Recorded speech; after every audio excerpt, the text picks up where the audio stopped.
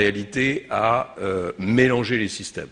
Le système le plus sophistiqué, sans doute le plus intéressant est le système suédois, avec une partie de capitalisation, une partie de répartition, et avec un dispositif qui permet chaque année aux futurs retraités de choisir sur des listes qui leur sont proposées quand ils n'en ont pas, ils n'ont pas la capacité de le faire eux-mêmes, les secteurs d'investissement dans lesquels ils peuvent souscrire.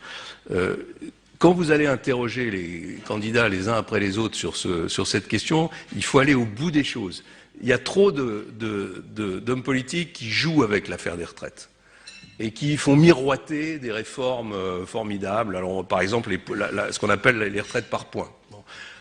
Le système de retraite par points, j'y suis favorable, mais il ne faut pas faire croire aux Français que ça va régler le problème des retraites. Le système par points, en réalité, ça permet une chose qu'aucun homme politique n'avoue.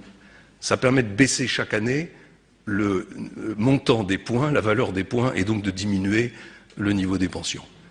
Voilà. De la même façon, il y a des hommes politiques qui expliquent qu'en fusionnant les régimes de retraite, en faisant en sorte que public, privé soient au même niveau, on va combler les déficits des régimes de retraite. C'est totalement faux.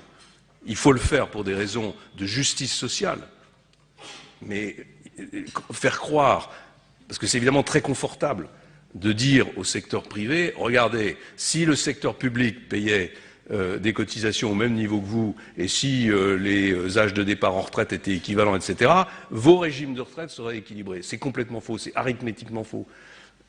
Donc ça veut dire qu'il faut le faire, mais que ça n'empêche pas la nécessité de réformer l'ensemble des régimes de retraite. Voilà. Et je pense qu'il faut évidemment pousser sur la capitalisation, ne serait-ce que pour répondre à la question qu'on a évoquée au début de ce petit déjeuner, c'est-à-dire la question de la propriété des entreprises françaises. Si on ne veut pas que demain la totalité des entreprises françaises soient entre les mains des fonds de pension anglo-saxons, il faut bien que nous-mêmes, nous ayons ce que j'ai appelé tout à l'heure des capitalistes français, mais aussi des fonds qui permettent d'investir dans l'économie française.